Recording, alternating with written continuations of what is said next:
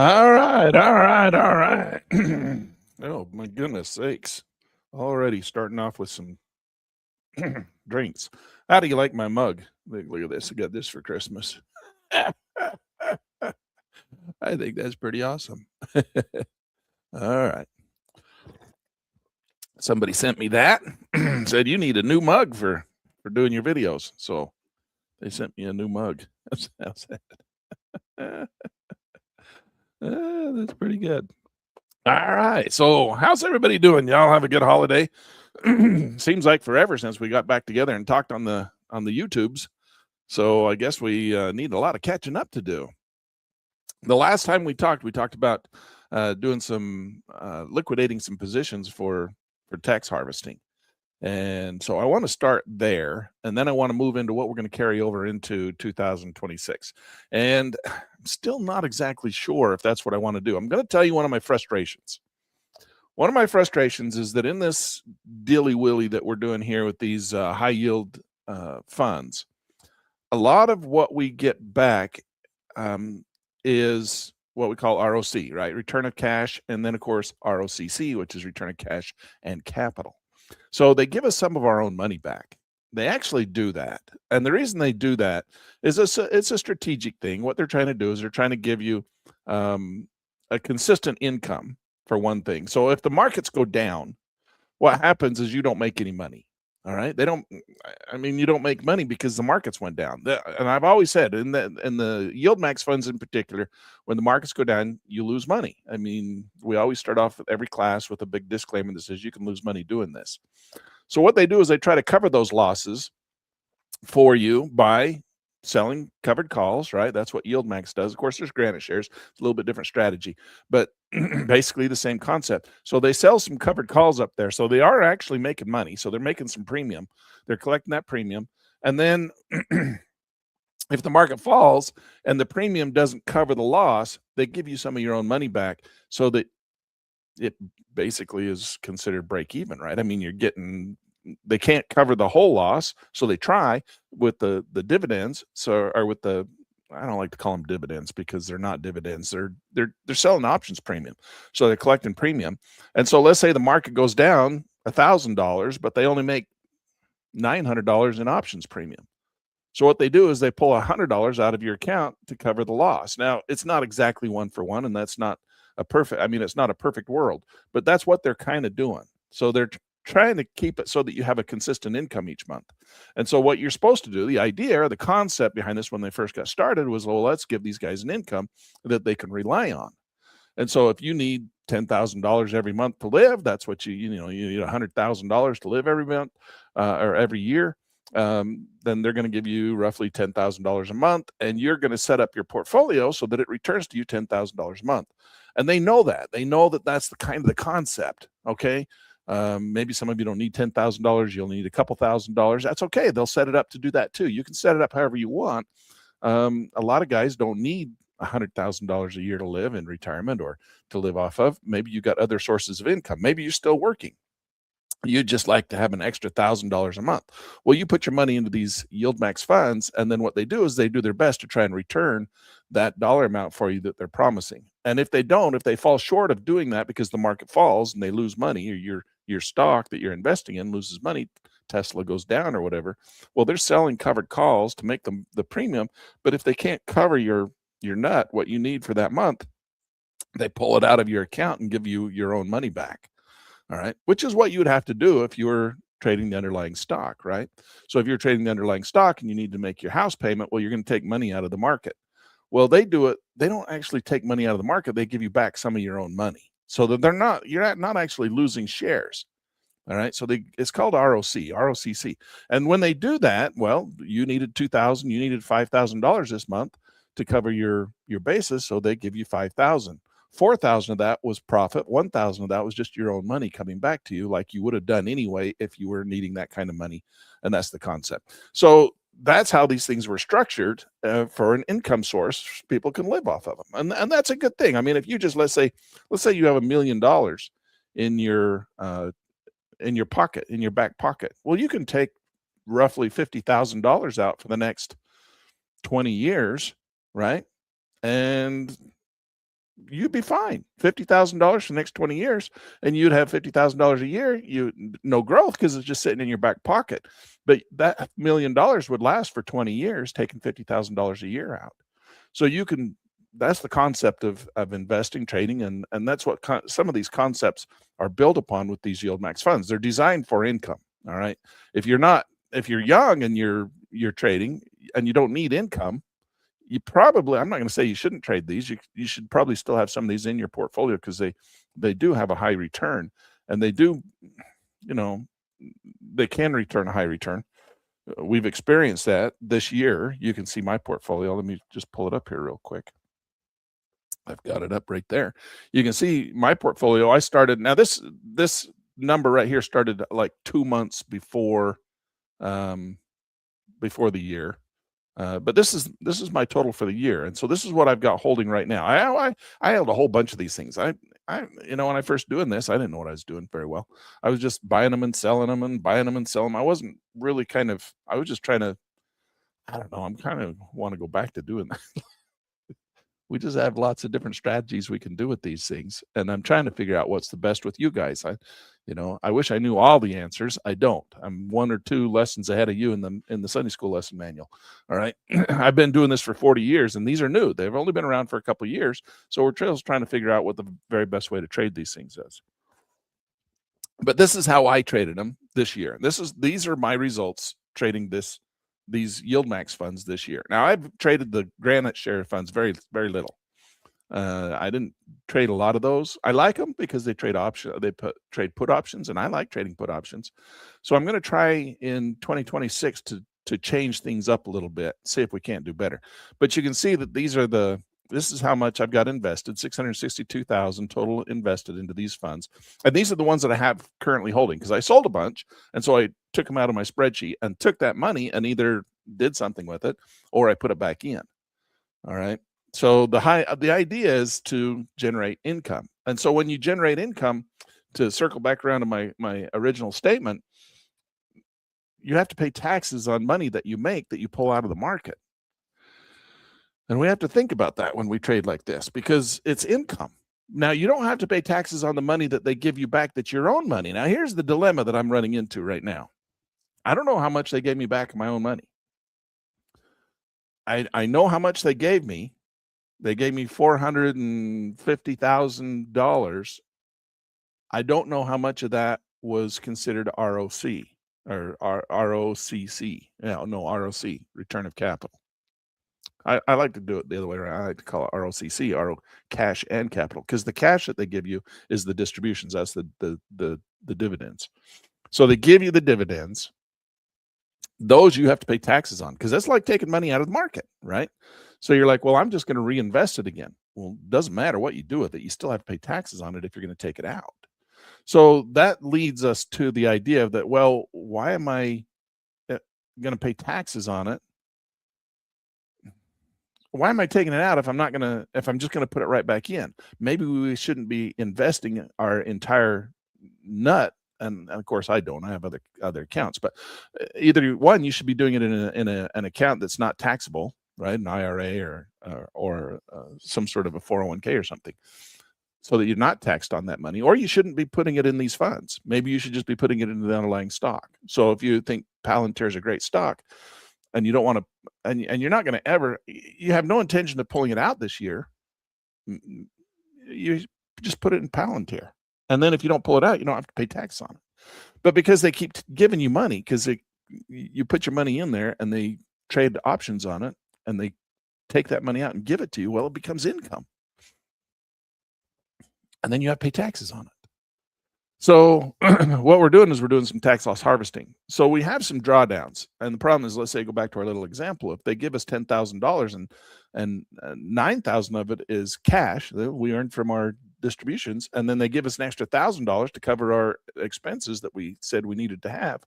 Well, that $1,000 is capital, which we're pulling out, but we don't have to pay taxes on that.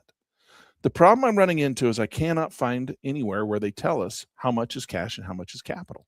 They're not telling us what our ROC is. Now, when I check with my brokerage firms, neither one of the brokerage firms that I have these funds in are telling me the breakdown of cash and capital. They don't break that down until after after the fact.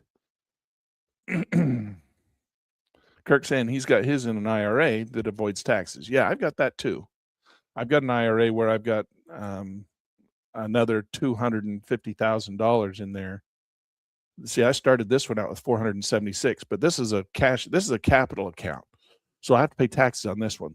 And it's a bigger account than the other one. The other one, my IRA is 250,000, and I don't have to pay tax on that. So I'm not worried about that one. So I agree with you, Kirk. I don't think, I mean, that's not the problem that we're running into with that one. So this is only a problem if you're in a taxable account. So I don't know, the struggle I'm running into is I can't find out, and I'm going to do some more research. I'm going to contact YieldMax and find out how we find out how much is capital, how much is cash and capital, because you don't have to pay tax. And so why is that important? Well, it's important because we want to do our tax loss harvesting. So we want to offset that amount of money. So if they gave us back, I mean, if we have, let's say we made $10,000, but 1,000 of it is return of capital, we only have to pay taxes on 9,000, not on 10,000. Now, they give us a report that comes out sometime in January that tells us, all right, it'll come out and you get a little report, a little 1099 that you run over to your tax account and you hand it to him, and he'll put that all in for you, or you do it yourself, however you want to do it. But it's just all lined out right there on your little 1099, and it'll tell you which is cash and capital. I want to know that before I get that 1099 because I want to do my tax loss harvesting, because you only get $3,000 to go over you only get to write off $3,000 of losses on your taxes. That's all you get to write off. So if you go over your cash and capital, you have to, how can I give you this example? The way this works is let's say you made 10,000, but 9,000 of it was cash, was profit, and 1,000 of it was not. Well, you can only write off your 9,000 or you can only write off your $1,000 of losses, right? You get to write off your $1,000 in loss. But if you made money, it's got to balance out. You've got losses that you can collect against your profits. So we get a whole bunch of yield in here. See this? I got $131,000 in profit on yield. This is my dividends. And then over here, this is my net asset value, which is down 100,000. So I've actually made 31,000 right in here, in the what's left right here on these funds. So the total yield is 242,000 plus my profit. Okay, so now I've got. If you come up here, you can see I started with 476,000, and I took cash withdrawal 112,000. So my trading profit over here is 290,000. That's what I did this year for a 61% annualized return on this account. I think that's pretty good. I'm pretty happy with that. But the problem is I don't know how much of that is cash and how much of that is capital. And I'm going to have to pay taxes on all of the cash that they gave me, not on the capital. So if I got $1,000, let's say 50%, just to make it easy numbers. If I made $50,000 and $25,000 was profit and $25,000 was returning my own capital, which they don't really return very much, but it's enough to make you worried, right? You want to try and be the problem with me is I'm like an engineer. I want everything to work out down to the penny. A lot of guys will round these numbers off to zeros, and that pisses me off. I want that 79 cents accounted for. So I have a little bit of a problem with that. But I want my cash and capital because I want my losses to offset my capital, my gains exactly to zero if I can. And then I don't want to include my ROCC, my return of capital, even though I know they don't return very much, but they do. They can still give you some. So I want to know what that is before January so that I can offset my losses right down to the penny. Because if you offset more losses than gains, you can only write off $3,000. So you can write off 100% of all of your losses if you had of 100% of all your gains if you had 100% of your losses. Now I didn't have nearly that, but I want to get as close as I can. And that would mean that I would have to come down here and sell all of these. See this? I could sell all of these because the NAV on these is down 100,000. And that would take another 100,000 off of my 290,000. But that yield is 242,000. So my NAV plus my yield is 131,000. So I got 242,000 in yield, but I got 111,000 in drawdowns for $131,000 in profit. I don't know how much of that is ROC. I don't know how much of that is my own capital that they gave me back. Now, I know it's not very much because I've seen my last 1099 wasn't very big. They don't give you very much back, but they do. They can still give you some back. And so I don't want to go over, because if I go over 3,000, let's say I write off 6,000, and I only needed 3,000. Well, that means that only get 3,000 this year in taxes, and the next 3,000 goes out into next year, because you can only write off more than what you lost. If you lose $100,000 in the stock market, you don't get to write all that off against your taxes. You know, you can only write 3,000 of it off. Now you can match your gains. If you had $100,000 in gains and you had $100,000 in losses, well, then you have no taxes, right? And you don't get to write anything else off because those two match. But it's the overage that is $3,000. So if you write off $106,000, but you only had $100,000 in losses, now you have $6,000 that you can write off on your taxes, because that's all you can do. But you can only do 3,000 this year and 3,000 next year. But then you got a whole nother year to deal with. So that 3,000, I'm just trying to save that amount of money. I don't want to pay that. I don't want to have more to write off than I need to this year. That's my point. Because you can only write $3,000 off over and above your matching break even. Right? Does that make sense? Ask Grok. He can explain it much better than I can. That's how it works. So that's what I'm struggling with right now. So I wish that I knew what my ROC, my return of capital, was to me before I go into the year end, and I don't. So I've got it taken down to, I've sold off a whole bunch of stuff. So my taxes should be very small, but I don't know, because I just don't know that number. And that's a frustration to me. And I'm still working on it. So if I find out any more information, I will let you know. Because right now, the only two stocks that I'm losing money on are this one here, which is HOY, HOOY, which I'm not hurting on that one, because I got one dividend coming in tonight, right? And it'll probably cover that. Well, no, it won't, because it's a weekly. The 1 month will cover that easy. And the same with this one, DG. These are some that I got in relatively recently. I got into GDXY, I don't know, about a month ago. And so I've only received, I got into the 1st of December, and I've only received one dividend, some small dividends off. I don't have very much money in there, 25,000. But these are the ones that I'm carrying. I'm thinking of carrying into, see, we've still got this week. What's today? Today's the 29th. So we got 2 more days after today to decide which ones of these we're going to liquidate. But that's another thing I wanted to talk about today too. So if let's say we liquidate all these, well, we can't get back into them for 30 days, right? We can't get back into them for 30 days. Now there's going to be a lot of people doing their tax loss harvesting this week. So there's going to be a lot of people selling out. They've been selling out a little bit. If you go look at the stock market, the problem is the stock market's been going up during the month of December. Now, if you go and read Pitt News Magazine, we wrote about this December month, and it's a little crazy, all right, because everybody's making a lot of money. October, this is AMD. Let's just go look at Tesla for fun. So, that's Tesla. Yeah, there we go. Okay, so this is Tesla.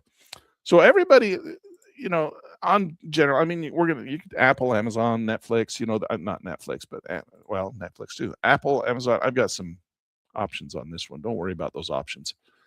That was another lesson I was teaching. So let's hide all on-screen options for now. All right, so this is Apple. All right, so Apple made a lot of money this quarter.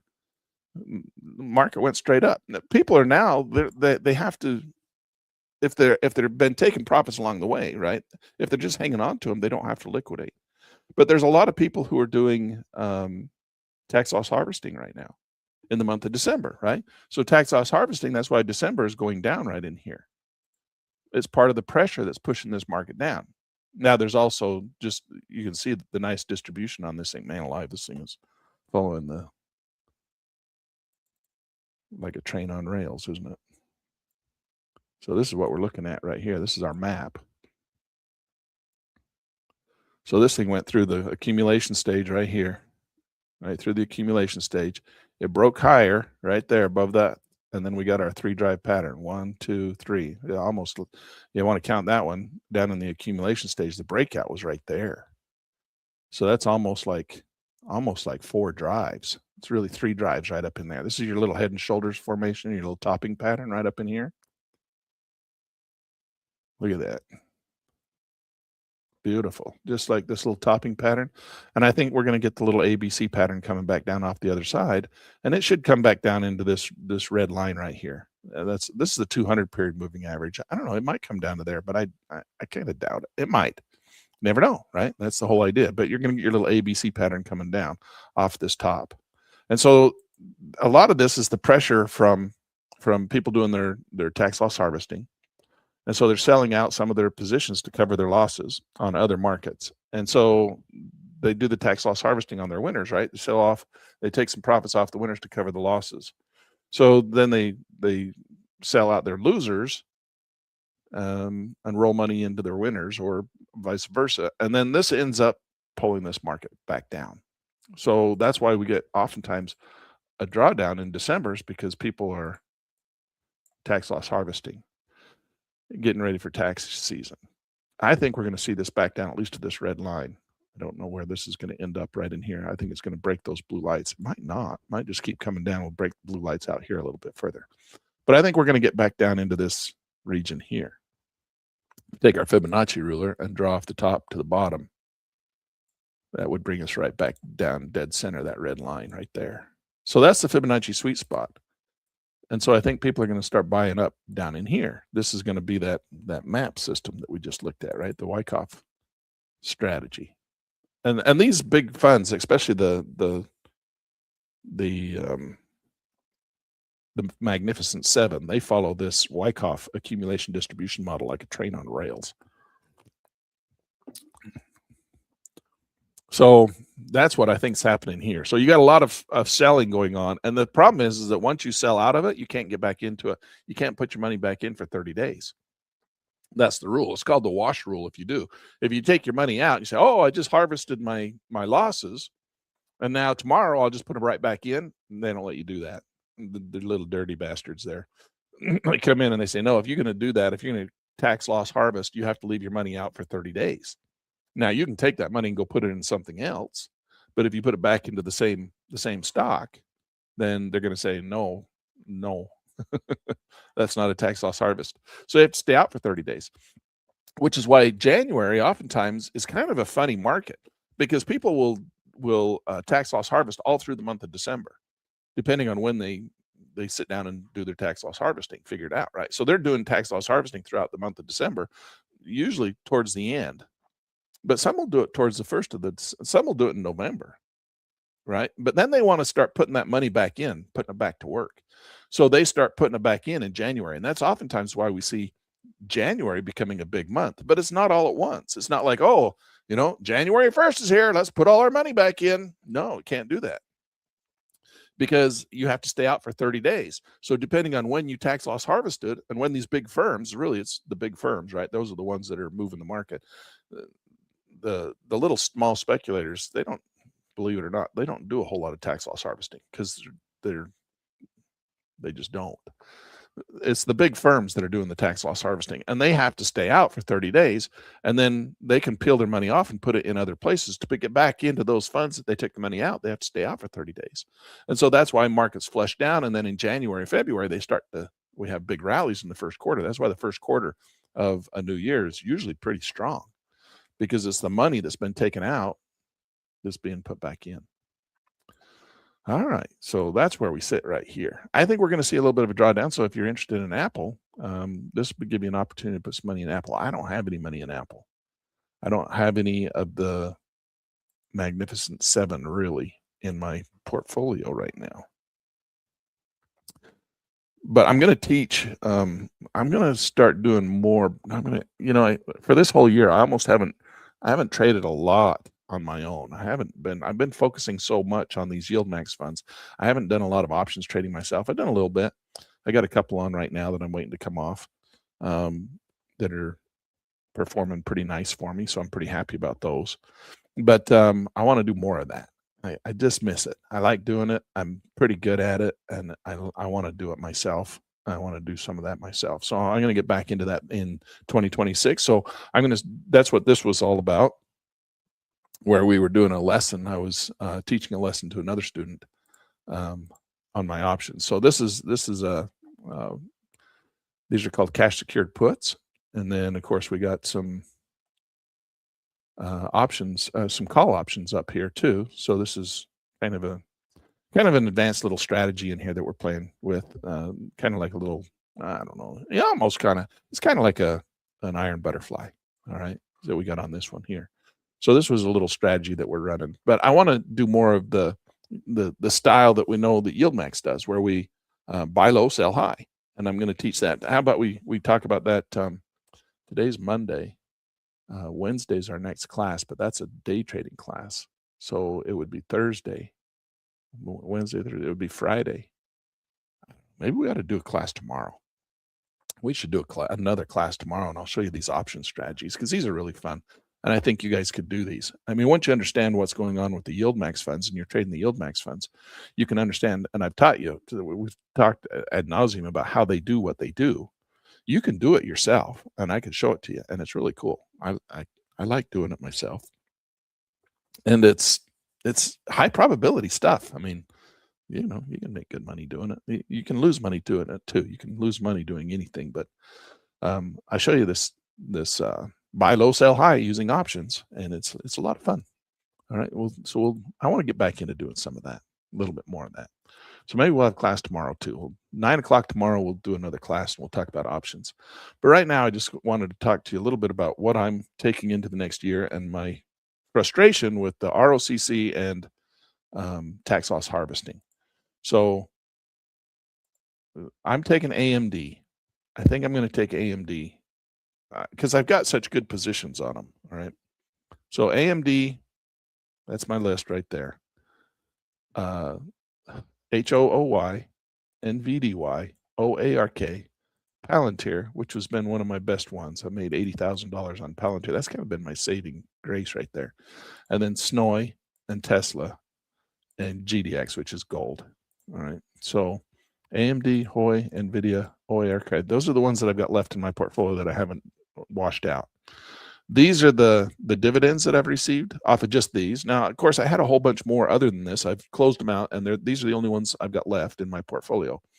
So this is just how these particular stocks. Now, I took the money and put it back into these stocks, okay? Except for what I took out. I've taken out cash withdrawal. I've taken out $112,000 in cash. And then I got $50,000 in cash just sitting there waiting to, I don't know what I'm going to do with it. It's just sitting there, 50,000. And then my current account balance is 551,000. Net value is 766,000 for a profit this year of 291,000. I'm $403,000 above my break even.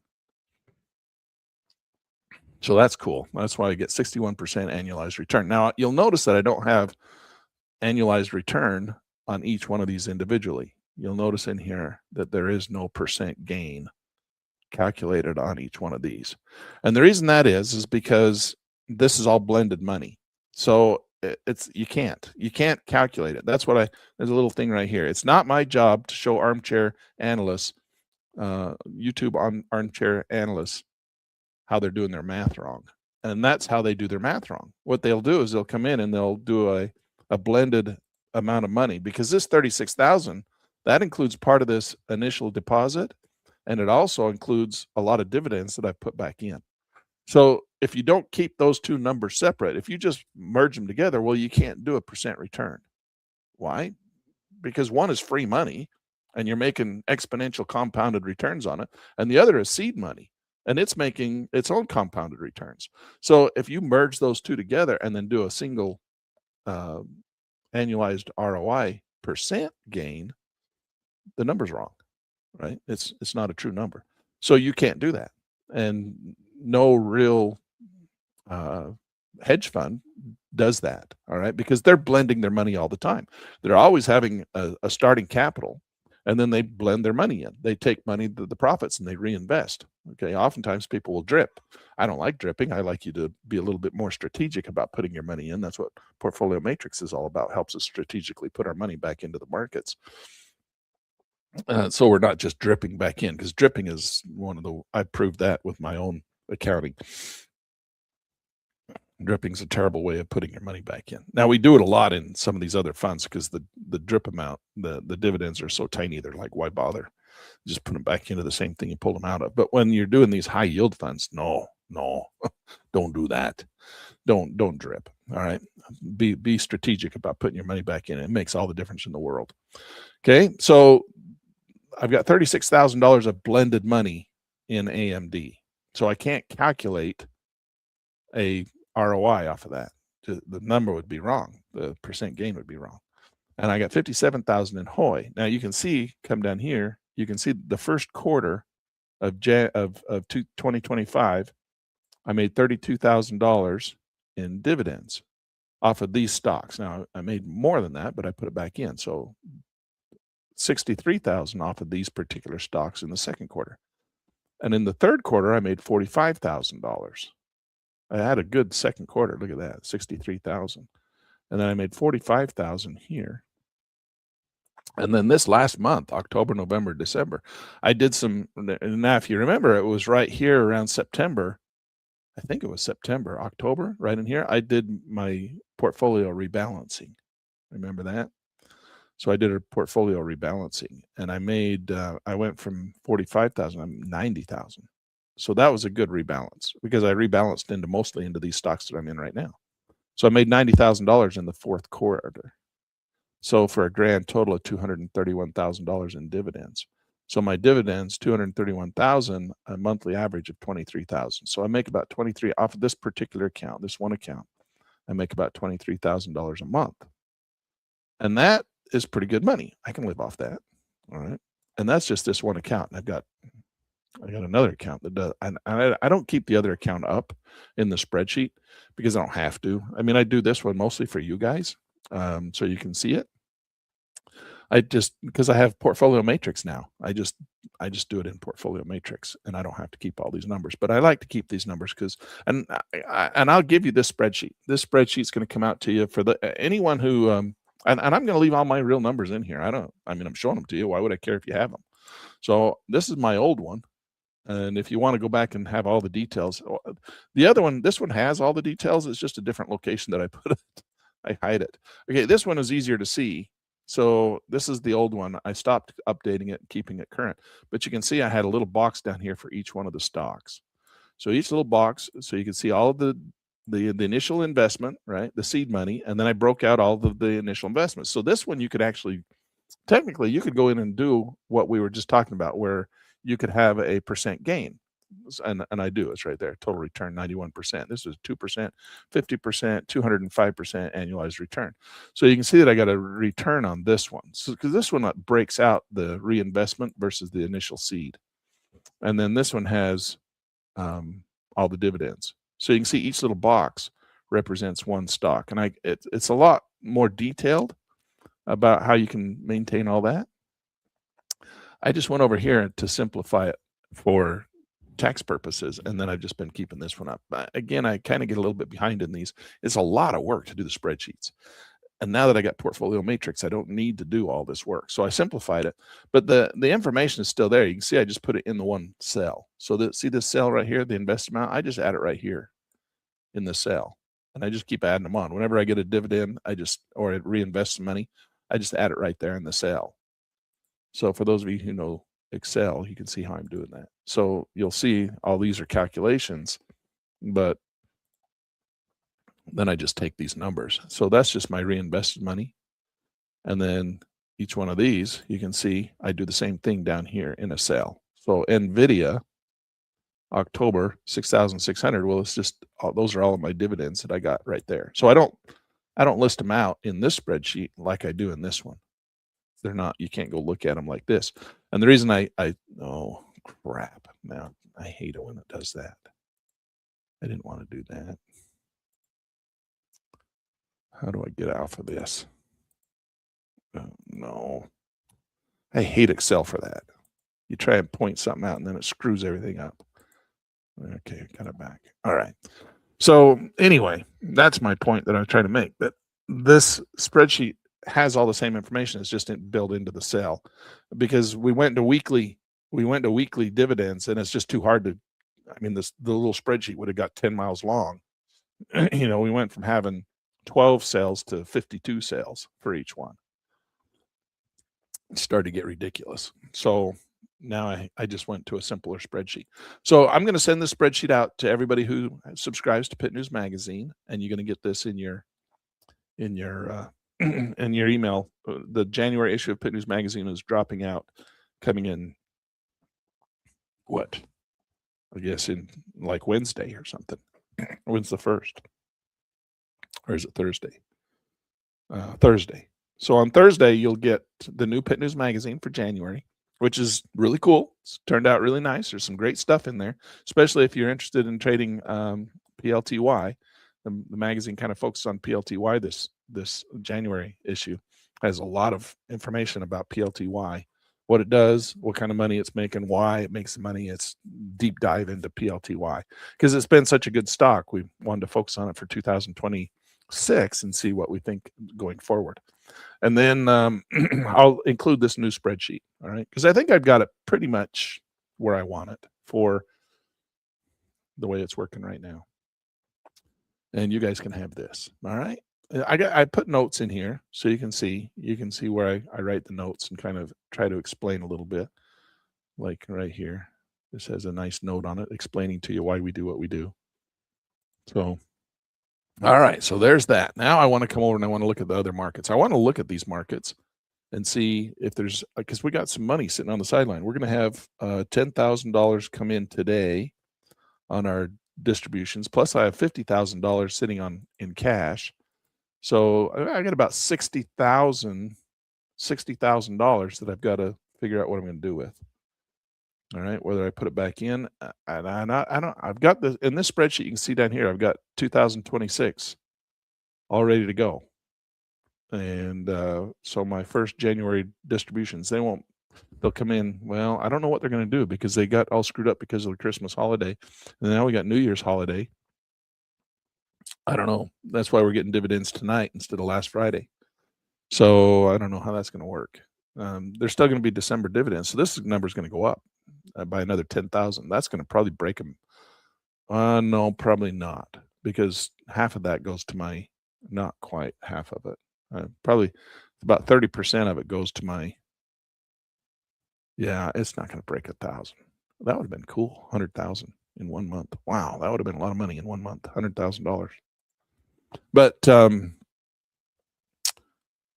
fourth quarters are not in a month. That would have been a quarter. So $100,000 in 1 quarter. Or my last third quarter was 45,000, and then 63,000 and 32,000. This quarter is going to be almost $100,000 in the third quarter.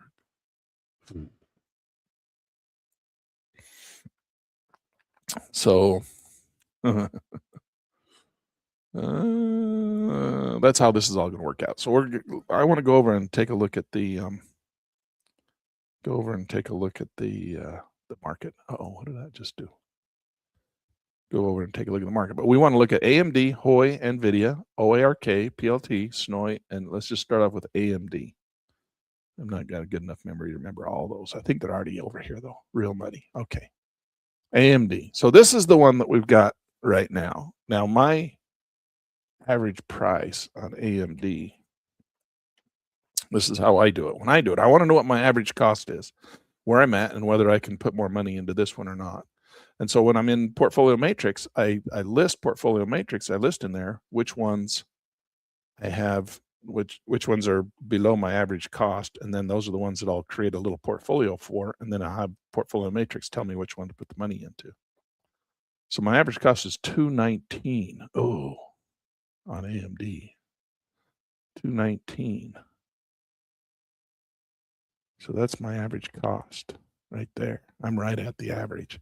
So if it comes down a little bit, I can start adding more money into AMD. It wouldn't do any good right now.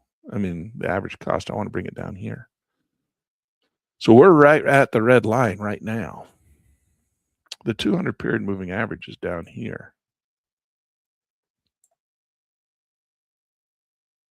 I think we'll get another drop. I think we're going to get a little ABC pattern off of here. I think it's going to come out. It's going sideways right now. I don't know. I think we'll get a drop. Give me an opportunity to put some more money in down in here. So that's what I'm looking at on AMD. That's for me. So you guys do the same thing. You set up yours, find out where your average price is, and then calculate off of. Now I use I like to use Donchian channel only because it's the same thing. I've just got mine set up for being a Fibonacci ruler. So it's just coming off of the lows and highs of these markets. And that's my Fibonacci projections and retracements. That's all it is. It's just a lazy man's Fibonacci ruler. So I put the period to 100. That's all I'm doing. All right. Somebody asked me, I had my offset set to 2 up here, and they're like, well, why do you offset it? I don't. It's just goofing off. Just an offset. Just put it at 0. It's perfectly fine. But this is the period of 100. So it's looking back 100 bars, high and low, and it's just telling you where the middle is. So it's roughly a 50% retracement. And then a Fibonacci ruler is just basically the same thing, but it has 61, 50, and 38.2% on there as well to give you the Fibonacci sweet spot. So we're kind of right dead center of that Fibonacci sweet spot right now between 38.2 and 61.8. Yes, I've got it upside down, but we're going down. So, yeah, I got it upside down. So we could switch that. I don't know if anybody cares. I care. I'm just one of those guys that cares. I want it to be this way. All right, so there we go. So now we're right there, 38.2 pullback, 50%, 61.8. So we almost touched the 61.8 right there. So the thing is, we're just dead center right now. And unfortunately, my average entry is right there. So if we went and looked at my spreadsheet, we could see AMD, I'm only up $1,500. Either the market needs to rise or I need more dividends, right? Don't really care if the market rises because they're just going to keep giving me my dividends. My dividends will stack up. What we don't want is the market to go down. If the market goes down, well, then this number here falls. And we don't want those numbers to fall. We want these numbers to stay big, right? Even though these can cover it, see, we're almost, I mean, this is my yield right here. So 3,200 ahead of the 17. So it's gone down 17, but I've received 3,200 in dividends. So I'm up $1,500.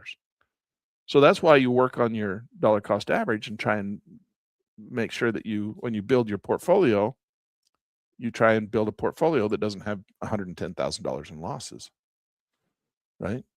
So try not to buy high and then have the market flush and then have to have the yield cover your losses. So I've received $242,000 in distributions, but I've lost $110,000 in buying high and having the market flush out from under me. So now I'm only up $131,000. Like, well, nobody's going to cry tears over somebody who just made $131,000. Okay, well, don't cry tears for yourself then when you lose 110 but cover at 242 and then you have 131,000. This is what we're trying to perfect over here a little bit. Now, oftentimes we'll say, well, it doesn't really matter what's going on over here because you're never going to sell them, but you really are because you're going to tax loss harvest them. So you want to do the best you can in the NAV so that your yield doesn't have to always just cover the losses in the NAV. And you can still make a bigger amount of money. So that's the goal for 2026. I'm going to focus more on trying to do a better job of having a better NAV. I want to trade better, all right? So I want to dollar cost average, pull my average. I need to bring that yellow line down here as low as I can get it so that I can have a better NAV return, all right? That's the point I'm trying to make. So now we're going to come in here to AMDY. This is just the yield max fund. This is where you put your money, but you don't actually look at that one. This is the one you care about right here, right? Actually, that's not right. I'm doing that backwards. AMDY.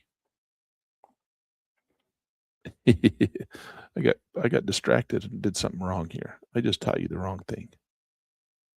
I do have AMD, and that's my average price, but that's not my average price on AMDY. So AMDY, oh, I got a $375 dividend coming in today on that one. My average price on AMDY is 39.24. So 39.24. That's the exact same concept. I was just on the wrong chart. 39.24.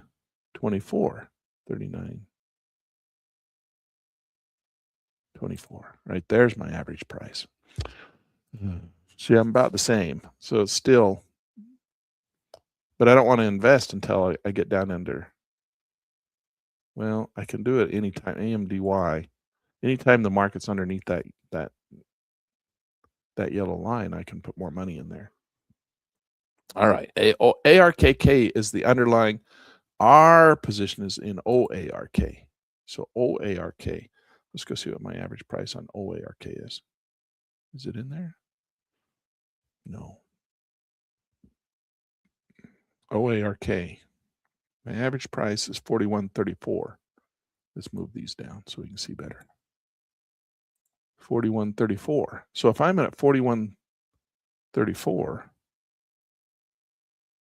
are you guys following along and doing this in your own accounts? Okay, so that's the whole idea. You're supposed to have your charts up, and you're supposed to be doing what I'm doing, right? So this is my average price here. Oh, look, this is OARK, and it's still flushing down a little bit. So we could put more money in here, and that would pull our average cost down. But right now, OARKK, do we feel like, yeah, I think we got some more downside potential. So I don't want to put money in there. Try and anticipate that the market's going to fall. And I want to buy it when it's coming down. Where's our Fibonacci projection tool? Right there.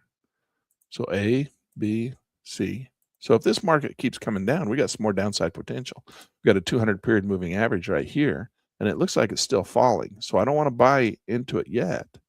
I don't want to put my money in. Yes, but Lan, if you put your money in now, you'll get your dividends.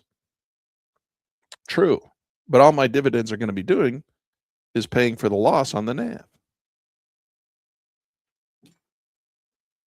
I mean, eventually they might catch up and surpass it, which on my spreadsheet they have, and that's been the logic that we've been thinking about before, right?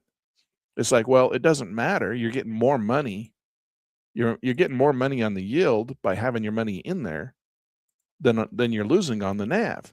So get your money in there. It doesn't matter what the NAV is. Put your money in there so that you can get your yield. It depends on how fast the market falls. If the market falls faster than what your yield can pick up, then it's not helping. I don't know. That's the argument. I don't know. There's no right answer. It's just different. Is the right answer to put your, well, it depends on what the market's going to do, and nobody knows what the market's going to do. We don't know what the market's going to do. If it falls really hard, it would have been better to keep your money off. If it falls slowly, then it's better to put your money in. Even though your dollar cost average is higher, doesn't matter. You're still making more money on the yield than you're losing on the NAV. There's no right answer. You're just going to have to do what you do and take the outcome. If we knew the right answer, we'd all be rich beyond our wildest dreams. We wouldn't, I mean, but we don't know the right answer.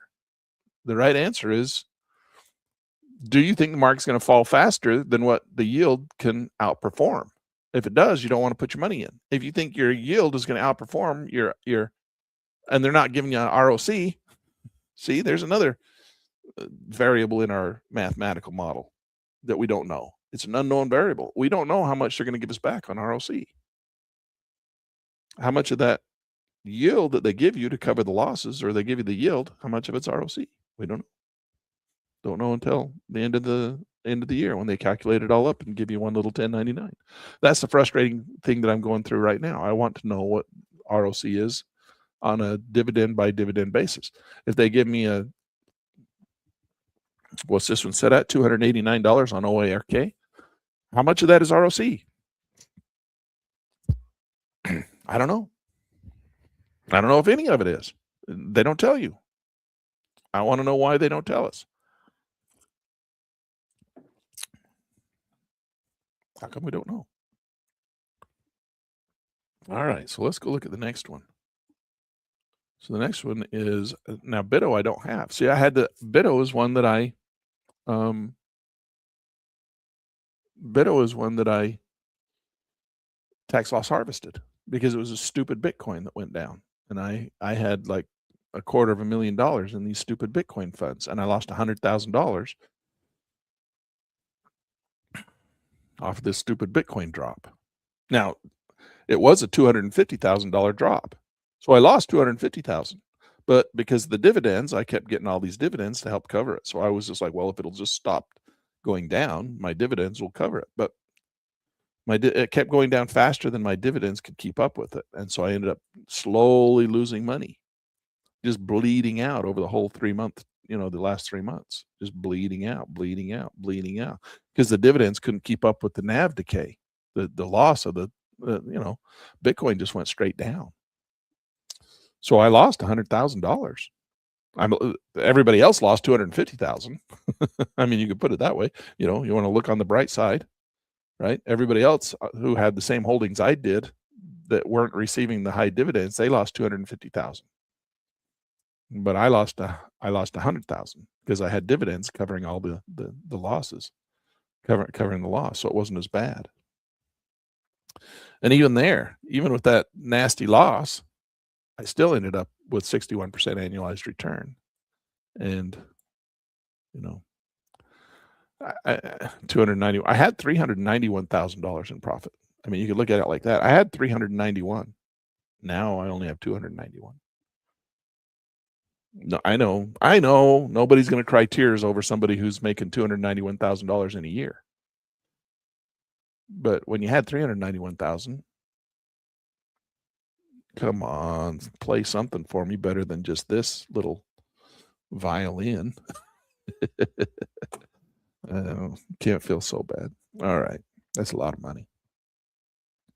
Okay, so let's go on to the next one. GDXY. Now this is, oh, look at that. That's gold. GDXY, of course, it flushed. Probably because what's gold doing? Gold's flushed. Okay.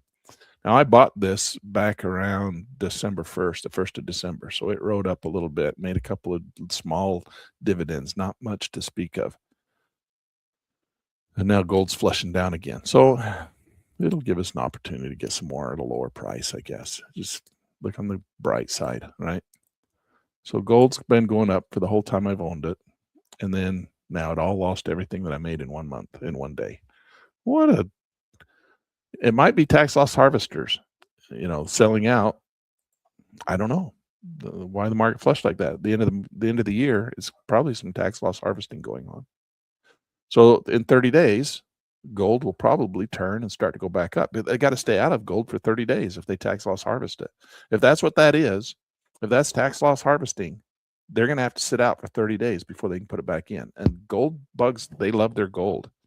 So if they're tax loss harvesting, they'll put it back in. You wait and see. In 30 days, they'll start putting it back in. Will they put it all back in at once? I don't think they'll just like everybody who took it out here put it all back in here. I don't think that'll happen, but I think that will eventually go back into the market. So that's gold. I'm not going to worry about that. It's such a tiny little piece, and I don't have a very good position on it anyway. So let's look at Hood. This is a good one. I've got a lot of money in Hood. So Alt tab, let's go. So Hood. Oh, I don't have that much. 57,000. That's still a lot of money. 57,000 into Hood, which is HOY. What's my profit on that? Am I sitting on any profit? I don't think I am. I'm down. See, look, the NAV's down 11. My yield is 10. So everybody else who had the same position I had, they're down 11,000. But because I had dividends coming in, it covered 10,000 of them, so I'm only down 1,800. And the dividends that come in every month on that are about 1,500. December, I'm up 2,200. 15. Ooh, October was 4,000. I don't know why. 1,500. Let's see. So I'm only down one dividend. 1 month of dividends. It's 4 dividends now, but 1 month of dividends. So let's go look at Hood. Hood. Where do we think it's going from here? Well, it's below the red line.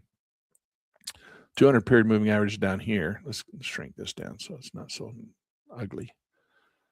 So this is the topping pattern. This is look at this. This is what we're looking at right here. That's our map. It's following it like a train on rails. Come on. How come I can't shrink that? I hate this Windows thing. Sometimes it's so sensitive.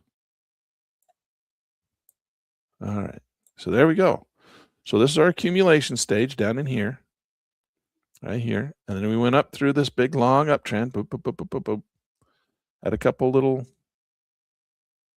This is strong, man. Look at that. And then this is getting a little topping formation up in here. That's this right here. Now, what are we looking forward to? Getting a little rally, and then we're getting this little pull. We're going to go through this, and we're going to get a little drop out the bottom, and we'll go through another accumulation stage down here. I think I'm bullish on this market. So if it's bullish, then this is what it looks like. If you're not bullish, then this is what it looks like. Okay, see the difference between these two? Can you see the difference between those two? If you're bullish on the market, then we anticipate that the pullback is only halfway. See, from bottom to top, that's about a 50% retracement. If you're bearish on the market, then we expect it to come back 100% all the way back down into the bottom before it rallies. So you might get a full pullback, or you can even get, this would be a bear market up in here. So if we're anticipating a possible bear market, this is what your little map would look like. But if you're bullish on the market, then we only expect it to come back halfway and then start to rally back out. All right, so I got two maps here. You see me pull them up different times depending on which markets I'm looking at. Am I bearish on the market? Then I pull up this one. If I'm bullish on the market, then I pull up this one. All right. So I'm bullish on this market. So I think we're only going to get a halfway pullback. I think it'll come back into the Fibonacci sweet spot from the overall longer term trend. So the downside to this market is possibly, so I could probably, based on that, I could probably tax loss harvest this one. Oh, there's not much to tax loss harvest. Well, there is. How much does the tax loss harvest? I could tax loss harvest $11,000, but I don't know if I need it.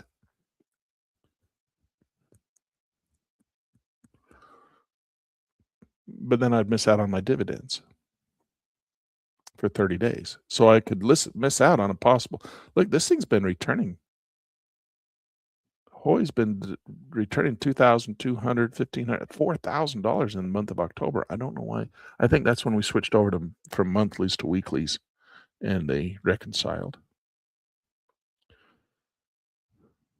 And I think they're doing a little reconciliation here too. That's why we're up at 2,200. And we're going to get another, what do we say, another 500 or 400, 300, 200, something. A couple $100 in there. So I could tax loss harvest that one, but then I couldn't get back into it for 30 days. But that might not be a bad thing, because this projection says that for the next 30 days, this is going to probably be a down month. Right? So we might want to tax loss harvest Hoy. I could sell out of that one and not feel bad because it's not going to go shooting up.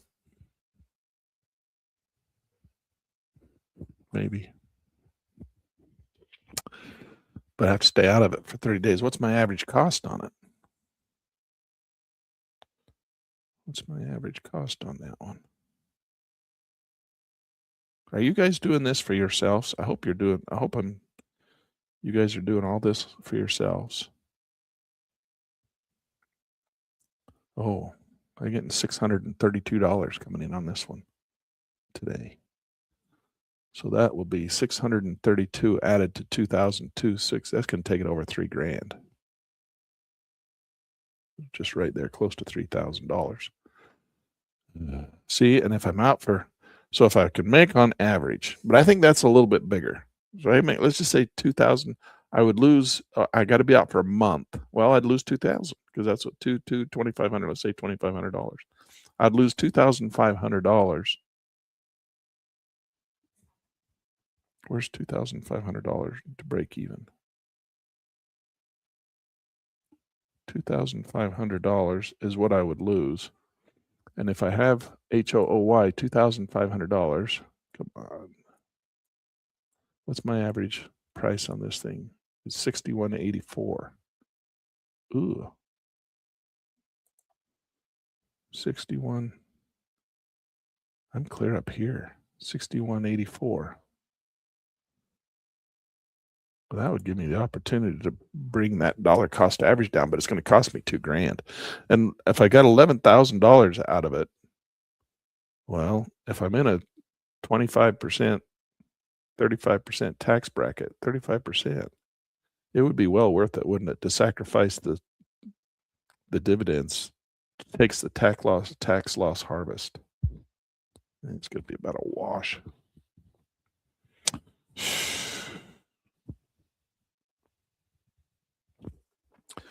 Make the money in the market or give it to the government. Either way, I'm gonna lose it in a downtrend, or pay it to the government. I'll probably tax loss harvest that one because I think that the hood's going to come down a little bit. Might not come down $2,500 for 100 shares. How many do I have? Oh, I got 900. Let's come in here and go to the preferences. And I go 900. So if I got 900 shares and I lose, $2,000, it's only to right here. Ooh, that's not very much. I could lose $2,000 if that market just comes down and touches that, just about that yellow line right there.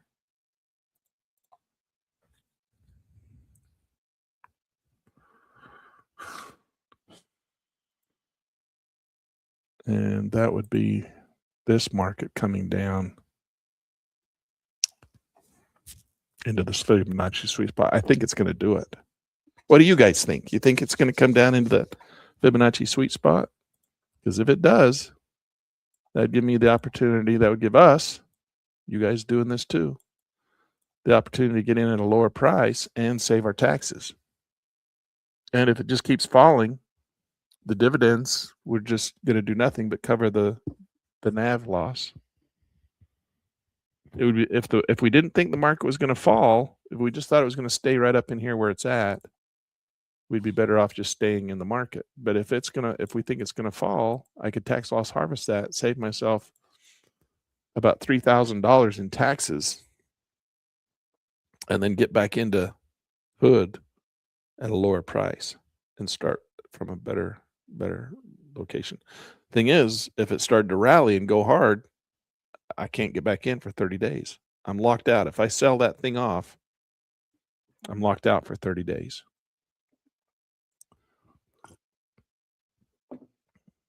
That means for all of January, I'd have to be out of the market. That's my dilemma. Do I know the right answer? I don't know the right answer. I just told you all the variables. Now you have to decide what you think the market's going to do. That's why predicting market direction is the key to the whole thing. And that's the hardest part, right? Nobody knows what the market's going to do. That's why we do our very best technical analysis. That's why it's important to learn about technical analysis. That's why you need to go get my book. Sell your book, Len. Go get my book. It's on Amazon. Teaches you technical analysis, teaches you how to read these charts so you can make these decisions on whether you think the market's going to go up and down so that you can decide whether you want to tax loss harvest or not, right? I mean, these are all the things you do. We call it work for a reason.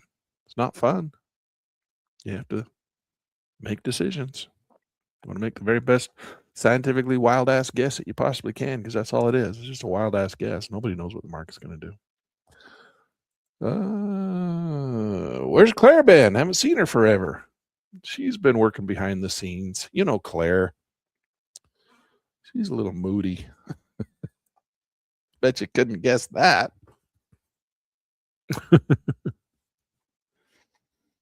She sent me some more AI pictures. I'm not going to show them to you guys because she's just been playing with AI. It's not an ad or anything. It's just she sent me some silly little cartoons and stuff for Christmas. But that's all she's been doing. Can't say much about her. She hasn't even done she didn't do it. She's only done like one podcast here in the last little while. She's been pretty quiet. She's working on Pit News Magazine. Not very hard. I had to do most of it this month. Everybody kind of went silent in the month of December. Left it all on Land's shoulders to do everything. So hopefully you enjoy the January issue because it's mostly me. She helped a little bit. All right, guys, I guess that's all I got for you today. I'm just going to keep doing the same thing over and over and over again on the rest of them. You guys have kind of got the same thing happen. Misty just keeps falling. I got my money out of there, so I don't really have much to say about Misty. I'm not in it. I'm tax loss harvesting that one. NVIDIA, we're going to do the same thing. We're going to have to just calculate our tax loss harvest, find out if we want to harvest them or not. I had already done all this at one point a couple weeks ago and had decided that this is the ones I was going to carry through. But I'm doing here this last week, I'm kind of doing my last final hurrah to find out which ones of these I'm going to take off. And I'm thinking Hoy is going to come off. Tax loss harvest, that $12,000 right there.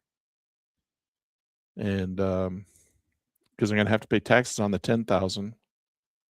And if Hoy is going to go down for the next 30 days, which it looks like it's going to do, I might as well take that $12,000 off and not pay taxes on the well, see, there's only a $2,000. Well, I'm going to have to pay taxes on this one because I'm not take that off.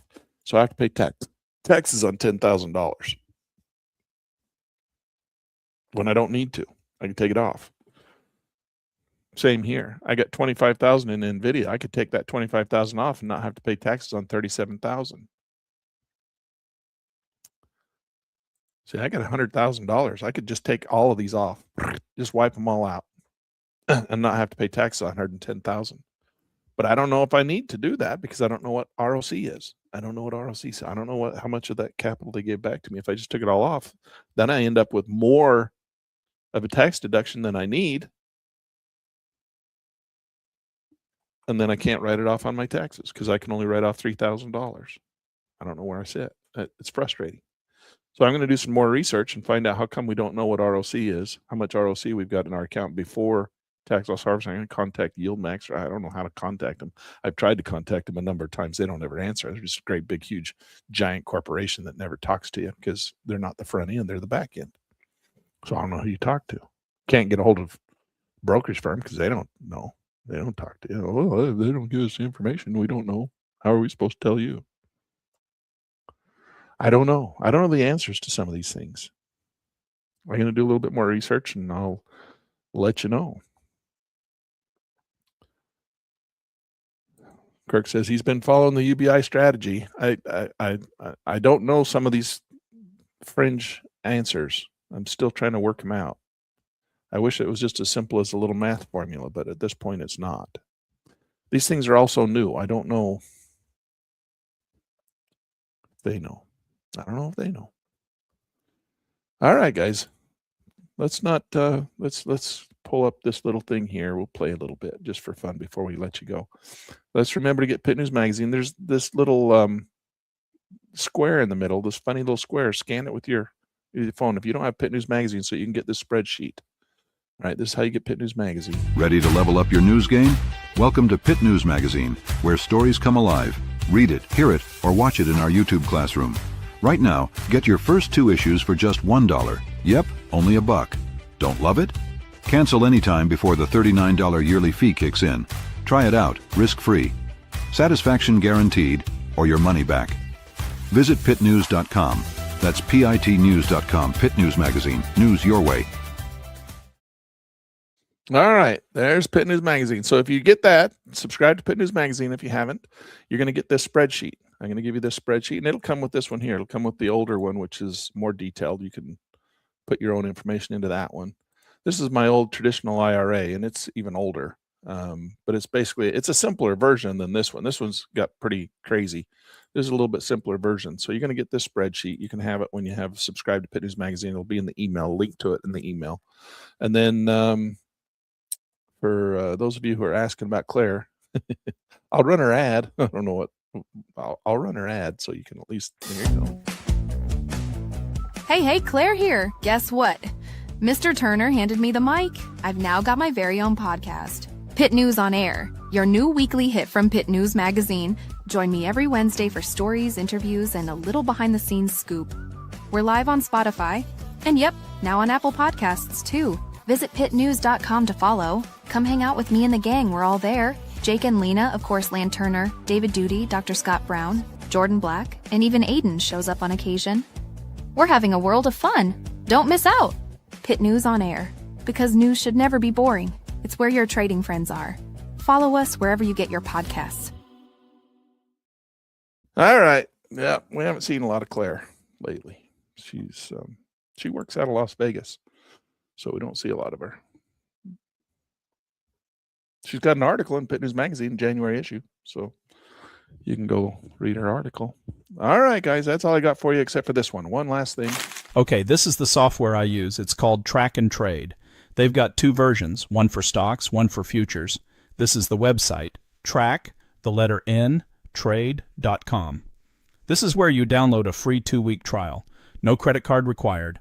Okay, go download your copy, then come back here, follow along, and I'll show you all my settings. All right, guys, that's it. That's all I got for you today. Have a good day, and let's come back here, and I want to do the options thing.